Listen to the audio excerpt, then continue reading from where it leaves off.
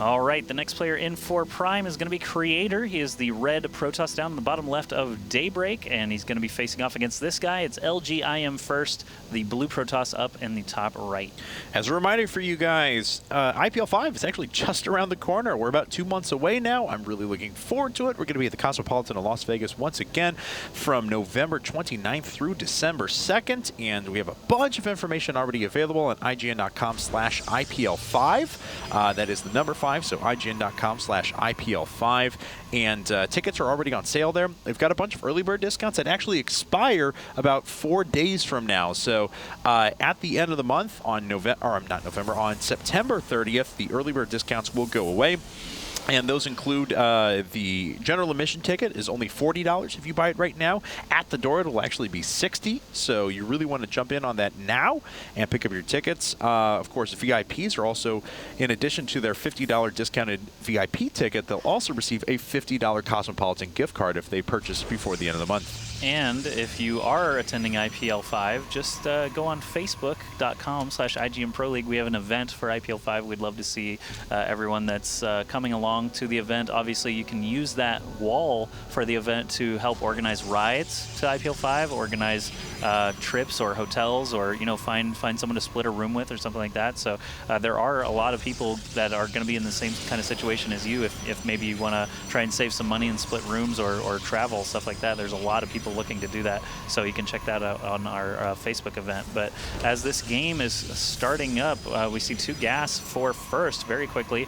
Creator is not far behind. Actually, he got his first assimilator actually done. But both of these guys with very, very similar builds to start things off here. Yeah, and we've been seeing a lot of Protoss players doing this recently, going for the two Harvesters in each Geyser, but taking them both very early on. Offers you a lot of flexibility. A lot of players have just been going straight into Blink Stalker builds right afterwards, and that wouldn't be too bad on this map. This isn't as good as some maps like Cloud Kingdom or Antigua Shipyard, where you have much more cliff line to try and abuse with Blink Stalkers, but it still has a possibility of being able to pay off here. I think First actually went with six probes right away. He caught up on wow. gas, actually past Creator in that gas count, so he's focusing on some kind of gas-heavy build, it looks like. Yeah, what is he going to make? Just a Sentry for now, along with Warp Gate Research. So, but the Sentry first, right after the Zealot. I mean, it's his first Cybernetics Core unit. He wants to tech a bit here, and what is that going to be? Is it going to be Stargate? Is it going to be Twilight Council? We'll find out here in a bit. Yeah, it could. I mean, it could also be Robo Fast Colossus again. We'll see as things go on here. Obviously, yeah, there's any number of builds it could be. The probe from First is going to check out everything in Creator's base. Obviously, he's going to take that information and do what he will with it. We'll see another Sentry actually for each player. And Daybreak PvP, a lot of it, pylon placement can be really important as you're kind of littering the map with pylons a little bit later on. When you take your first Nexus, it looks like both players are going to be around the same time. It looks like First is saving up for his Nexus now as well, and should be right at 400. No, he just bought another probe. Yeah. There it goes. There we go, Nexus. 400 resources. That's a Nexus, still a ton of gas saved up, and we have seen DT expands work pretty well. But otherwise, we're in for a pretty long PvP here. Robotics facility is coming up for Creator now, and we'll see what he wants to move into in a bit, but this is kind of an interesting build out of both guys. Even with sentries out on the field, getting that robotics facility allows you to make a warp prism, which can basically circumvent a lot of that force field action that you'll see in an early engagement. First is getting his robotics facility first before a Stargate or Twilight Council or anything like that. So it looks like he is going to actually stay pretty close to Creator's build here. We'll see how many gateways he throws up behind this, though. Well, Creator has 2 more on the way, so it's going to be a total of 3. But First has not thrown down any extra gates yet. He is, of course, a little bit short on minerals because he has been on 3 gas basically the entire game here, or 3 on each of his gas, I should say, the entire game. That's right. So yeah, once he gets some more minerals banked, we'll see where he heads with that. Either way, it looks like First is going to be pushing out a little bit onto the map. He's got control of the Zelnaga Towers, so he's going to have a little bit map control. I think that was an observer, actually, that's making its way across the map now for Creator, just below the Zelnaga Tower. There he is. So he's going to get the first look into his opponent's base, also building an Immortal now. First is going to get his observer out. Actually has a potential chance to snipe the observer of Creator if he's not careful, and taking out that neutral supply depot, of course, is going to supply block Daybreak, and Space Shark hates that, but he's not even on this map. That's so true. Although, speaking of Space Shark and thus ESV maps, sad to hear that Super O-Man is actually retiring from map making. Made some of the best maps that you see out there. I think Cloud Kingdom is the most famous example of one of his maps. It's a mainstay in tournaments at the moment. That's right. The other super common one was Test Bug for a long time, that 3-player map with different tile sets. That was the one that MLG started using last year. That was very well received. Sandshorn Mist is another Super OU-Man map that we used for a long time. So definitely some good competitive maps coming out of Super OU-Man. I'm sure it was an honor to have, you know, GSL and IPL and MLG all using maps that he created. That's awesome. So certainly wish him the best in the future, and sad that he's stepping away from map making, but certainly all the best. So Robotics Bay finishing up for both players, but the first thing that First uses with his Robotics Bay is Warp Prism speed. Yeah. So he's going to open with Warp Prism speed. No Warp Prism quite yet, but he is going to be able to drop a lot of forces momentarily. Second Immortal is going to be finished soon. Yep, he could go with a Sentry drop and do some force field action, try to kill a lot of workers, or with that Immortal drop and try to, you know, kill off a lot of workers, basically. Yeah. We'll see which one he actually ends up going with. He does have those 2 Immortals finished now before building the first Warp Prism. Speed will finish basically the same time that the Prism does, so he'll be able to get that out very quickly. Creator does have an observer inside of First base, just above the mineral line, so if he dips down a little bit, he might be able to spot this action before it harms him too much. 6-gate Robo coming out for First, and looks like just 3-gate Robo for now, but with more of an emphasis in upgrades and forges for Creator. And that is actually pretty important, because as you get to the later part of a... oh, actually, you may be able to see the observer here. It's just off to the side. Get back, get back. Later on in mirror matches, when so much is equal, you talk about how much, you know, just killing a worker or 2 becomes a big difference in a mirror matchup. Well, you know, being able to kill is that Warp Prism is just flying around. Yep. Having that upgrade advantage most of the time can actually be the single difference, which makes the game. Yeah, he just destroyed those probes. He's going to be killing this pylon as well. He can actually back out of here if he wants to. Seeing this Colossus, I'm surprised he's staying this long, but he's letting his Immortals take some damage before actually getting that Warp Prism out safely. But he killed a lot of workers just very, very quickly with those Immortals. We do have a Twilight Council coming now for Creator. I'm not sure where he's headed with that, but Extended Thermal Lances will be done for both players actually quite soon. Yeah, Twilight Council is actually coming down up at the front. Nice job dropping down one more time, picking off the Stalker that was at the Selknot Tower. Because of how freaking fast this Warp Prism is, can make it pretty much anywhere on the map. You know, he did sacrifice 1 Colossus to be able to pull this off, but now he is up by 7 workers, and that's about to be a lot more here in a second. Up by 8 workers, up by 9 workers, up by 10 workers. Yeah, these 2 shots, basically 1 shot from each Immortal is enough to kill a probe, as you can see, and he is actually going to be able to escape. Once again, Blink is being researched by Creator probably as a way to try and get underneath that Warp Prism a little bit faster, but that's going to be tough still with a lot fewer workers now. First is getting charged, and also that Colossus up. He's getting a 3rd base right now, which is something we saw in the last game against Marine King. First got that 3rd base a lot faster. Marine King never actually managed to establish his own, so that could happen again here if Creator doesn't try to keep up. Yeah, double Robo coming up for First as well. So, once again, he has been playing so impressively. His Warp Prism drops have just been doing wonders. He does manage to drop the forces down one more time.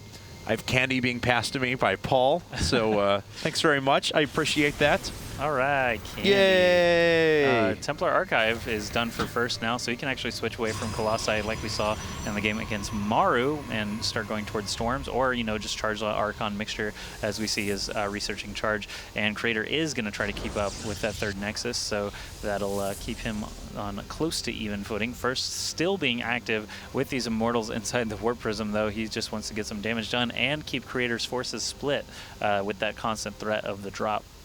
All right, so, I mean, First has just been brilliant with his Warp Prism drop. He's not lost these Warp Prisms yet. He's actually going to be able to pick off a Stalker here before the units even warp in. There's the advantage of Blink, though, but there's not enough units there because they were all pulled apart, and the Warp Prism, once again, stays alive. Yep, First is up by 10 supply now, and I expect that number to grow as his 3rd base was established a lot quicker than Creators, and we can actually see a bunch of troop movement. I'm not sure what was down in the bottom right. Maybe he's just looking for forward pylons to make sure he doesn't get snuck up on.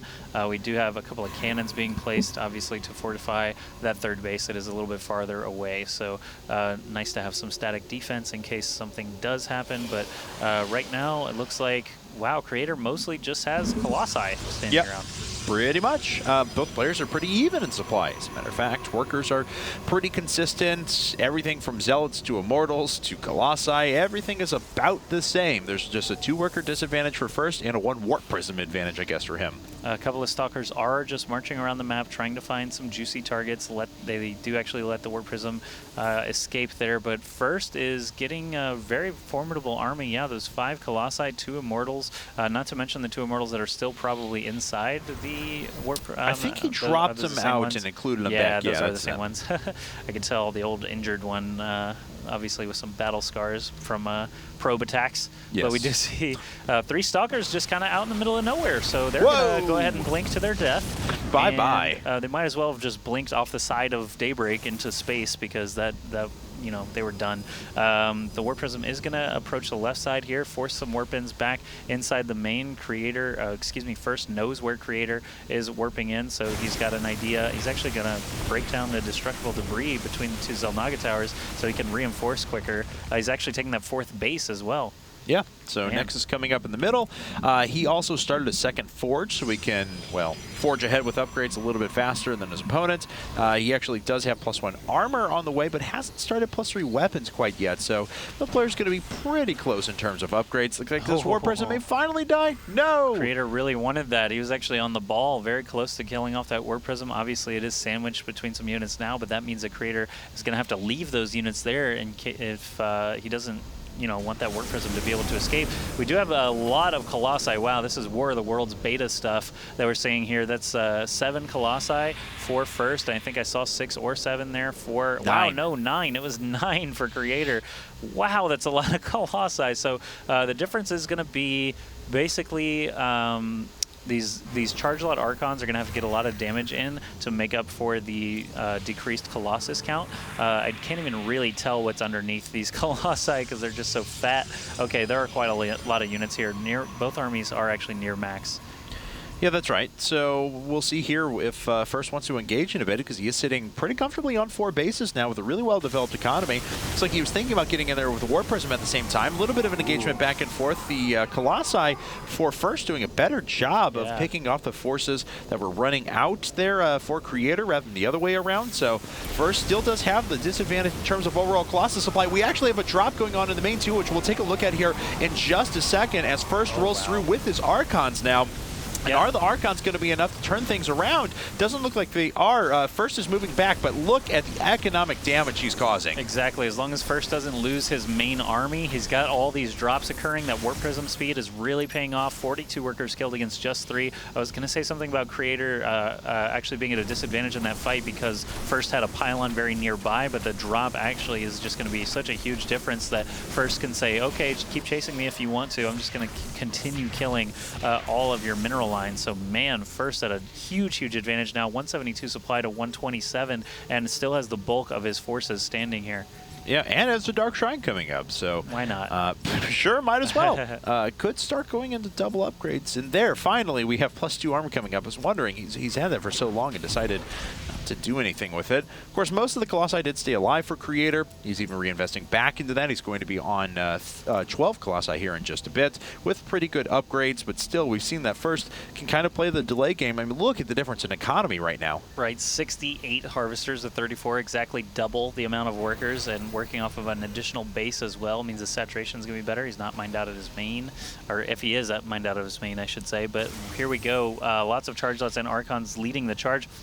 I believe the way First was basically handling this earlier is send the Colossus in first, yeah, because they can take some of the hits, and then once the lasers are in use or recharging as it is, you can send in those ground forces with you know, 1 less laser sweep. So actually these Zealots again just relentlessly attacking multiple mineral lines. That Warp Prism is such a devious unit there for First to take an advantage in this game. Yeah, now pylons are starting to fall, and as we can see, I mean, First he may even lose this engagement, but the amount of forces he can put up back at home is just staggering. So now he's warping in a bunch more Archons. He's going to try and make a stand here with a little bit better concave. More forces are warping in at the moment. Creator does have a staggering number of Colossi, yes, but he's losing everything. This poor base, it's just littered with blue specks. Creator needs to actually probably try and win the game here. I mean, it's more or less a lost cause back at home, so as soon as he gets comfortable enough to press forward, I think he should, because, you know, obviously all these buildings are unpowered now. He's not getting a lot of mining done. Things are in pretty dire straits for him, so he is actually going to need to win this engagement. And First is picking off a few Zealots kind of at the outset of these forces.